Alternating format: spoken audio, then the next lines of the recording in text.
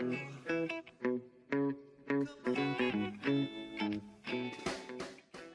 Jonathon, Executive Director with the Y of San Diego County. Welcome to the Y Be Well podcast. Today, our guest, Anne Marbarger, CEO of Curebound. Our topic is to learn about the efforts underway to realize a world without cancer. Welcome, Anne. Thank you so much. Good to be here, Jonathon. Thank you for bringing this conversation forward. Our topic is very relevant. As I am aware, all of us are touched in some way by cancer. So to start off, just to provide context, what is the incidence of cancer currently? The incidence of cancer currently is that 1 out of 3 people will be directly touched and diagnosed with cancer in their lifetime. Wow. So, yes, it touches every family, every community, every organization. It's really a disease that touches everyone around the world. Is it greater for men, women, or is it? Yeah, I think according to American Cancer Society, 1 out of 2 men and 1 out of 3 women are likely to be diagnosed in their lifetime.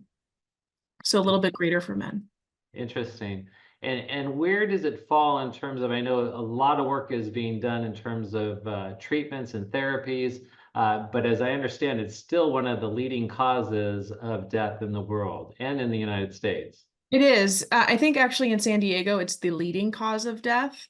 And of course, every year as more and more information and new technologies are developed to help us better understand cancer, I think scientists are really realizing that it's actually a broader subset of over 200 diseases. So of course, if you take lung cancer, the more we learn about the different mutations, it's actually there's non-small cell lung cancer and then there's small cell lung cancer. And so you sort of see that across various diseases where on the one hand, you hear a term like cancer that's so universal, but then really as you start to dig into it, there's so many different diseases within that universe.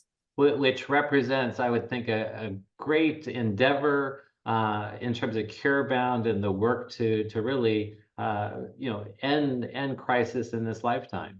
Exactly. Yeah, it's something that's so prevalent across this San Diego community, across the state of California.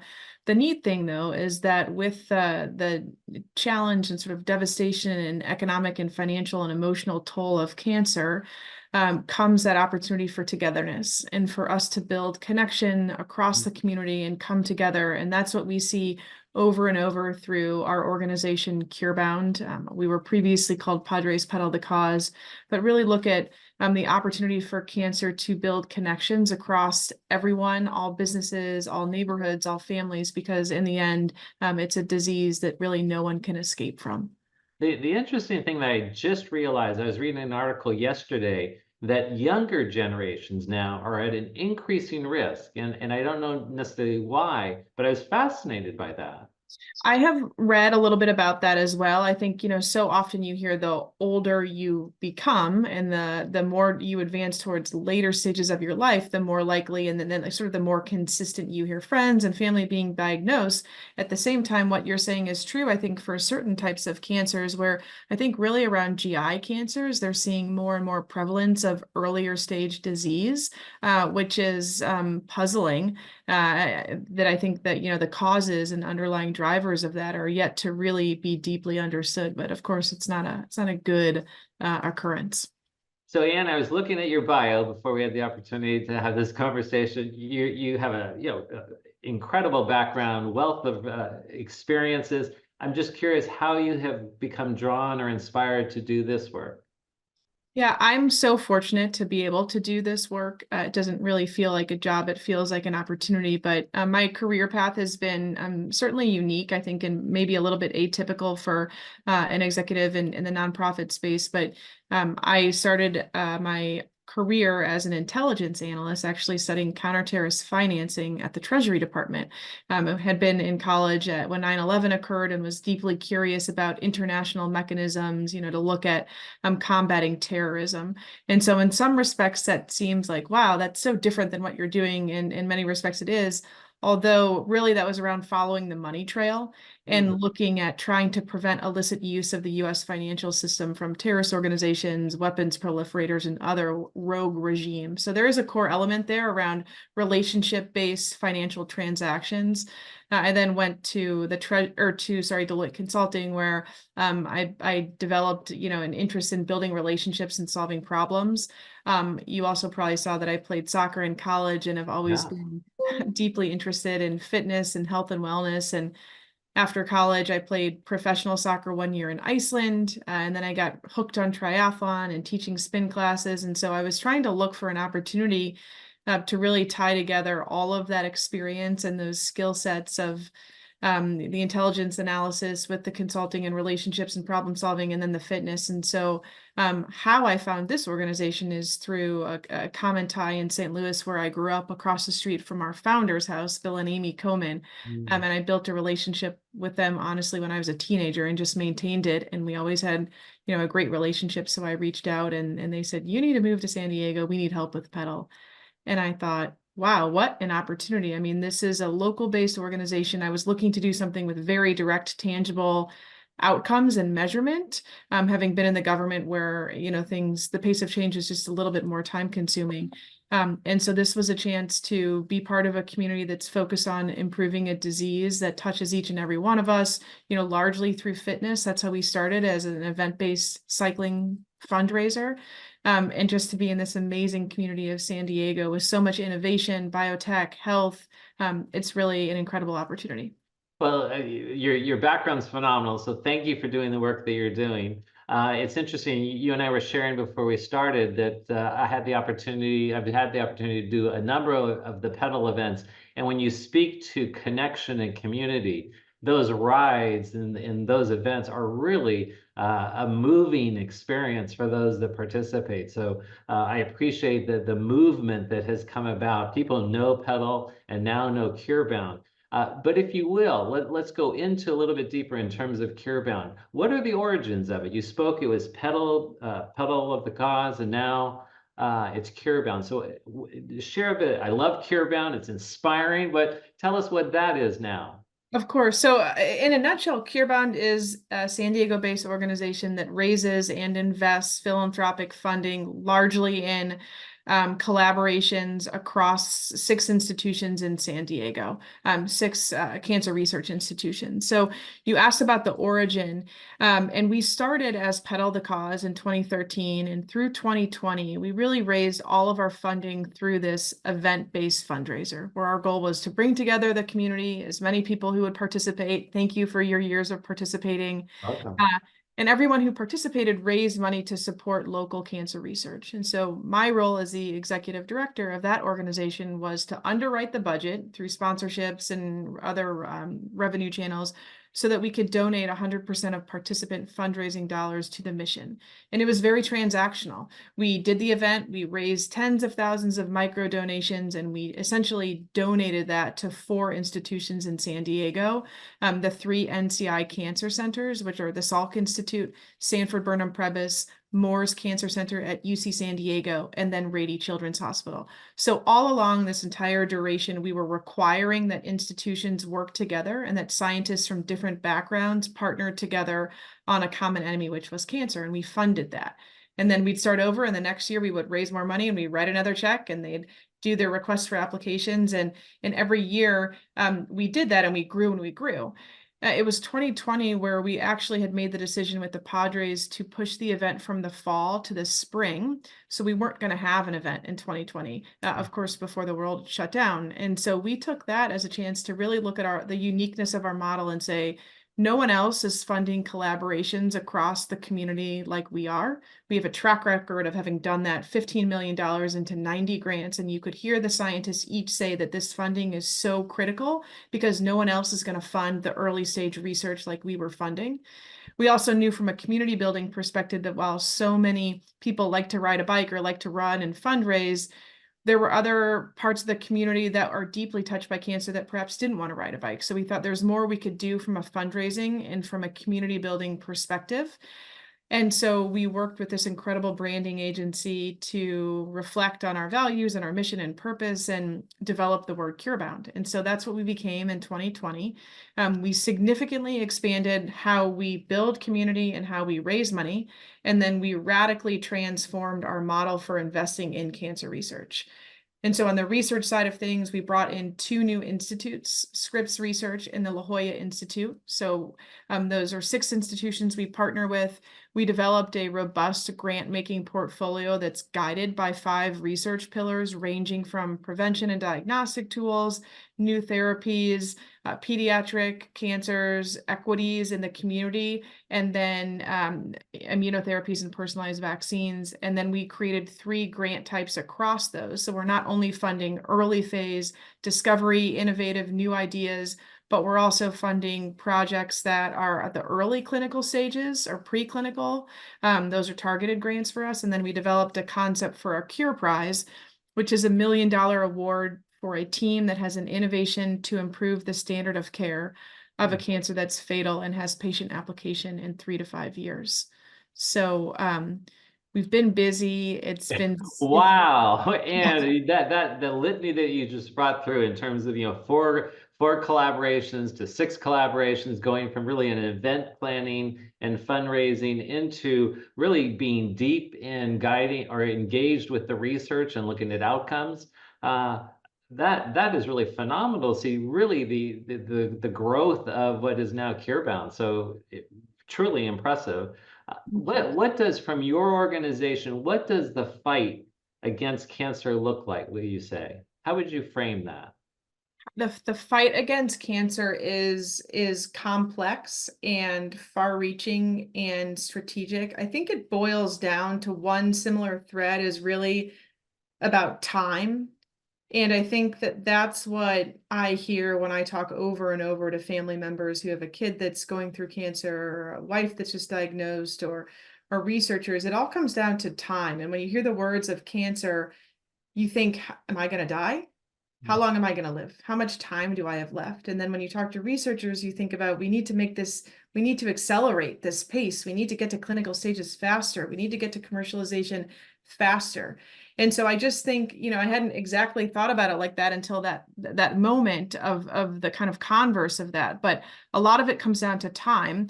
And then the ability to make progress faster comes down to funding, right? And so if you think about these 200 different occurrences of cancer, they're all at very different stages. Some types of cancer are very treatable and you can in fact be cured. Some types of cancer are very treatable and maybe you're not going to be cured, but you can extend your life and live for a long time with cancer, keeping it under control.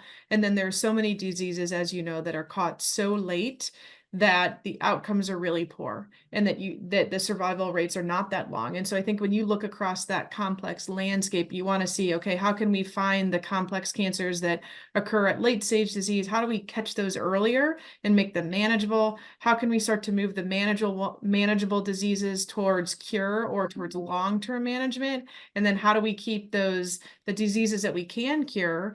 I mean, that's fantastic. Some of the treatments are still burdensome, but I think it's complex, and I think a lot of it has to do with the function of time. So how does that landscape of what you just spoke to in terms of that fight against cancer, how do you bring that to those collaborators? I'm just trying to think what that engagement may look like. Are each of them working on different legs of that, so to speak? And I'm just wondering how you move that forward collectively. Yeah. So our core is around funding collaborations that bring together scientists from different institutions and different disciplines to work together that otherwise wouldn't. And so all of the collaborations that we fund happen organically. We don't assign different scientists to work together. We put on different events. Some of them meet each other through Pedal the Cause. Some of them meet each other through different talks that we put on. And some of them learn about Curebound and see, oh, okay, I see that Peter's age has done a lot of neuroblastoma research at Rady Children's Hospital. I'm sort of studying that in a basic lab. How can I get to know him and apply for a grant together? So I think we're better established now to know that that's a different thing about about Curebound, that we really look to foster and fund collaborations. We've also intentionally built out these 3 different grant vehicles that are disease agnostic. So we don't say we're only funding brain cancer, or we're only funding lung cancer. We say we've got funding for this phase of research, and here's the requirements about collaboration and the phase of the research. And then we fund it, as it gets closer to clinical stages. And so it's really up to the scientists to come together and to put in a proposal that then we put through peer review.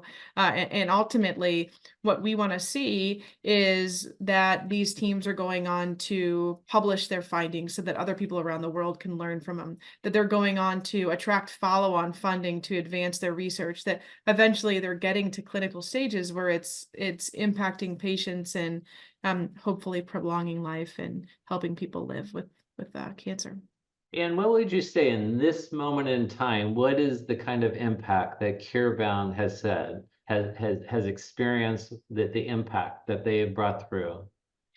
I think our impact is first and foremost from a research perspective of funding over 100 research teams that never would have had the opportunity to explore the discovery that they're working on is profound. We see over and over that the teams that we fund are attracting significant follow-on dollars to continue their research, which is good for the San Diego economy. It's good for their research. It's good for their institutions. We're in the process always of quantifying that, but early on we saw that for every dollar that we provided, an additional $13 came in to advance that.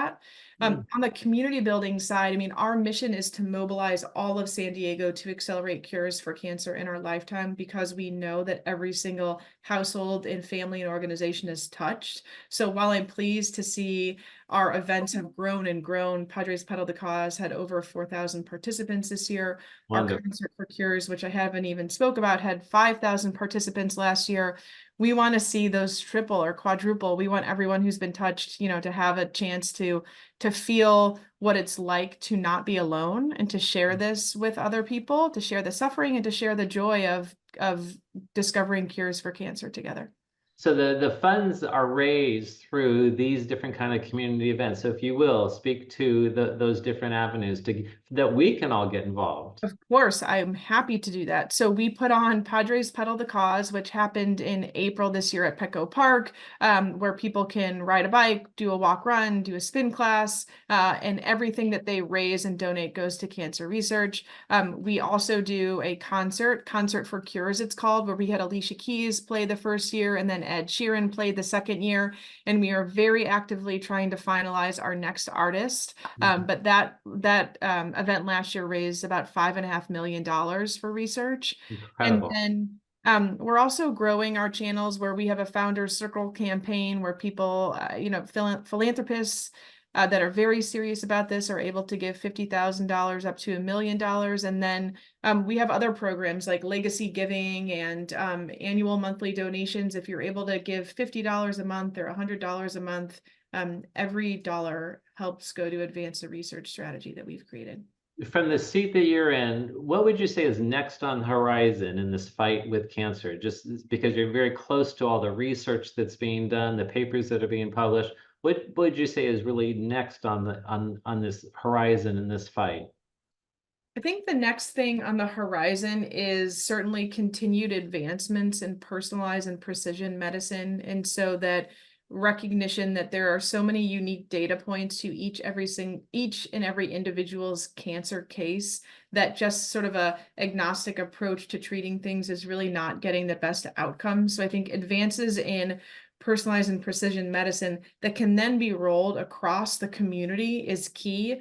I heard at a recent talk that if the standard of care was simply rolled out to everyone who needed it, another at least 15% of people would survive cancer. And so there's so many people that just are not getting the standard of care. And so I think both of those things are critically important. One, the continued innovation, better understanding of treating a personalized cancer through a personalized approach, and then making sure that the wider community really gets access to those innovations. Very, very exciting to have that coming forward in the near term, because I do hear that treatment modalities have changed in terms of they're not so devastating to one's system. There is more of a quality of life as one goes through some of the more challenging stages of cancer treatment. I just met with a dad last week who has a 9-year-old little girl who's going through something called ependymoma. She's had it for 3 years.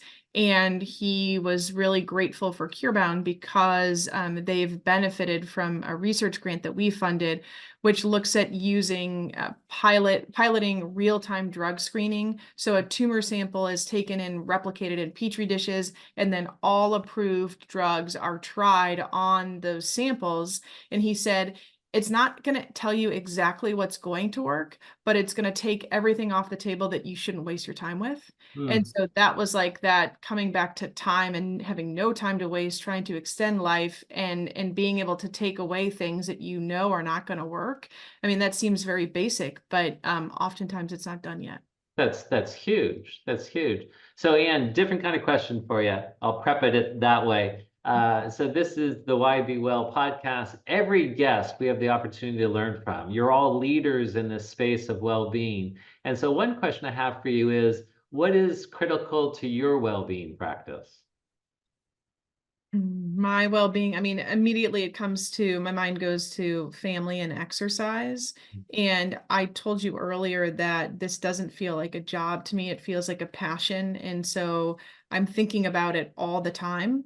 And so for me, what I have to do is just make sure that I kind of counterbalance all that time and thought around work with things that bring me joy and energize me, which for me is always around athletic exercise, fitness, and health, where I can push my own self and my body. And then I have 3 little kids and a great husband. So making sure that I can close the laptop and spend time with them as well every day. Oh, that's beautiful. Thank you for sharing that. And what haven't I asked you that's important to share today?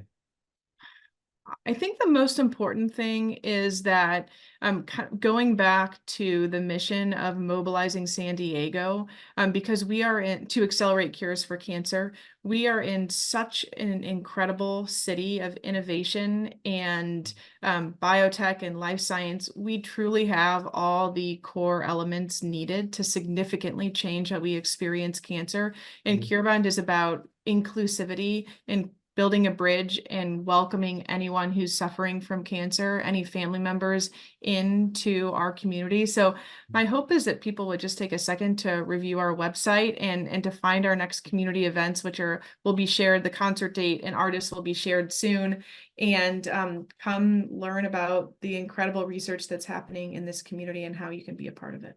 That's excellent. We will have those links so people can get to that information. The Y is also a partner in this process of supporting communities dealing with cancer. At a lot of our branches throughout the association, we have Live Strong programs, so supporting people that have encountered cancer and coming back more fully into their life and in support of the community here. So and what a pleasure to get to know you and the rich information about Curebound. I appreciate the call to action that you have challenged San Diego to engage in this fight to find a cure, and really I admire the work that's being done to bring about this vision of a world without cancer. Thank you so much. It's been a pleasure to connect with you, Jonathan, and I appreciate your time and interest in what we're doing. Thank you, Anne. And for our viewers, thanks for being with us. And until we're together again, please be well.